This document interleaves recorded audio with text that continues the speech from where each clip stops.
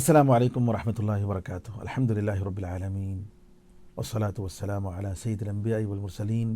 نبینا محمد وعلی آلہ وصحبہ اجمعین ومن تبعہم بإحسان الی یوم الدین۔ ناظرین کرام، اللہ تعالیٰ سے جو ڈرتا ہے اللہ تعالیٰ اس کو ہر آزمائش اور مصیبت سے نجات دیتا ہے، اور ایسی جگہوں سے اللہ تعالیٰ اس کے لیے رزق کا انتظام کرتا ہے جہاں سے اس کا گمان بھی نہیں ہوتا۔ عزت اور پاک دامنی کے قصوں میں ایک عظیم قصہ جو آپ سب ہو سکتا ہے جانتے ہوں گے، صحیح بخاری کی روایت جس کو ابو ہریرہ رضی اللہ تعالی عنہ اور عبداللہ بن عمر رضی اللہ عنہم روایت کرتے ہیں کہ نبی کریم صلی اللہ علیہ وسلم نے فرمایا بنو اسرائیل کا واقعہ کہ 3 لوگ جا رہے تھے، بارش ہوتی ہے تو بارش سے بچنے کے لیے ایک غار میں پناہ لیتے ہیں۔ تو ایک چٹان اوپر سے گرتا ہے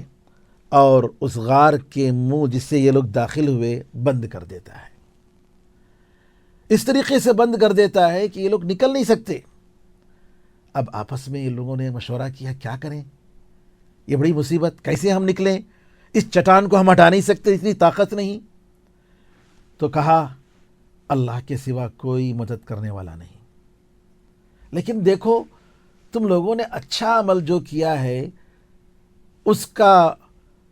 حوالہ دے کر اللہ تعالیٰ سے دعا کرو کہ اے اللہ اگر یہ عمل تیرے لیے میں نے کیا ہے تو اے اللہ اس مصیبت سے ہمیں نجات عطا فرما۔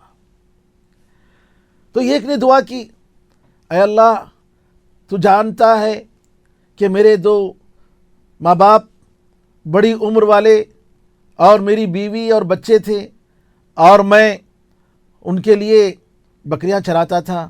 اور جب میں شام کو آتا تو میں دودھ لاتا، اور ایک دن ایسا ہوا کہ میں دور چلا گیا اور بہت دیر ہو گئی واپسی میں،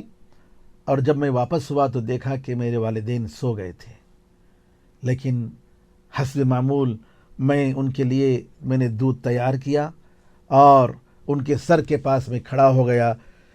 کیونکہ میں نہیں چاہتا تھا کہ میں ان کو ان کی نیند سے جگاؤں اور ان کے آرام میں کھلل کروں۔ تو میں ان کے انتظار کرتے رہا کہ کب ان کی آنکھ کھلے گی اور میں ان کو پلاؤں، کب ان کی آنکھ کھلے گی اور ان کو میں یہ دودھ پلاؤں۔ اور میں نے دیکھا کہ میرے بچے میرے پیر کے پاس بلا رہے تھے کہ ان کو بھوک سے وہ لوگ مجھ سے دودھ مانگ رہے تھے، لیکن صبح ہو گئی اس وقت تک میں اسی حالت میں رہا تاکہ میں سب سے پہلے میرے والدین کو دودھ پلاؤں۔ اے اللہ اگر تیرے علم میں یہ ہے کہ میں نے یہ جو کام کیا ہے یہ تیری مرضی کے لیے کیا ہے، تجھے خوش کرنے کے لیے کیا ہے، تو اے اللہ اس مصیبت سے ہمیں نجات عطا فرما۔ تو کہتے ہیں کہ چٹان تھوڑا ہلا، تھوڑا سا، اتنا کہ تھوڑا نظر آنے لگا، لیکن اس سے وہ نکل نہیں سکتے تھے۔ دوسرے نے دعا کی، کہا اے اللہ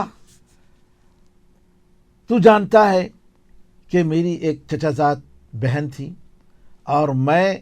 اس سے اتنی محبت کرتا تھا جتنا ایک مرد ایک عورت سے محبت کرتا ہے، اور میں نے اس سے کئی مرتبہ اس کے ساتھ بدکاری کا میں نے مطالبہ کیا لیکن وہ تیار نہیں ہوئی۔ ایک مرتبہ ایسا ہوا کہ اس نے اپنی ضرورت کی وجہ سے، گھریلو ضرورت کی وجہ سے وہ قرض کی محتاج بن گئی اور وہ آ کر مجھ سے پیسے مانگنے لگی۔ تو میں نے کہا کہ جب تک تم اپنے آپ کو میرے حوالے نہیں کرتے اور اس کام کے لیے تیار نہیں ہو جاتے میں ہرگز تمہیں نہیں دوں گا۔ تب وہ تیار ہو گئی مجبوری کی وجہ سے، اور میں نے 100 دینار جو اس کی ضرورت تھی میں نے اس کو دیا، اور جب میں پوری طریقے سے اس پر قابو پا لیا تو اس نے کہا کہ اللہ سے ڈرو اور ناجائز طریقے سے یہ کام مت کرو، ناجائز طریقے سے، حرام کے طریقے سے یہ کام مت کرو۔ تو میں فوراً اٹھ گیا، اے اللہ اگر میں یہ کام تجھ سے ڈر کر میں نے کیا ہے،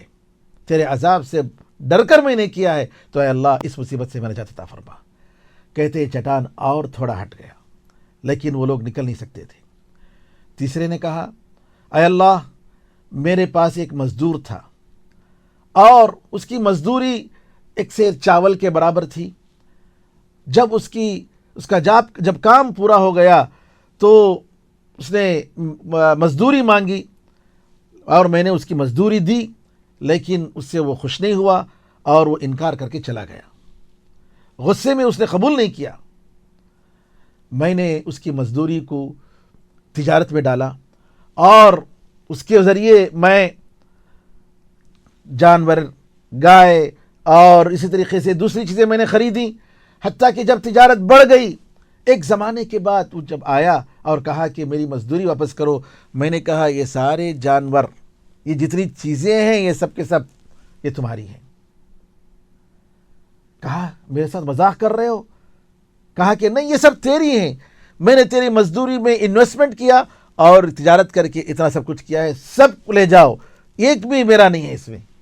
اے اللہ میں نے اگر یہ جو کچھ کیا ہے وہ تجھے خوش کرنے کے لیے کیا ہے تو اے اللہ اس مصیبت سے میں نجات عطا فرما. تو اللہ تعالیٰ کے فضل و کرم سے یہ چٹان پوری طریقے سے ہٹ گیا اور آسانی سے یہ لوگ نکل پائے.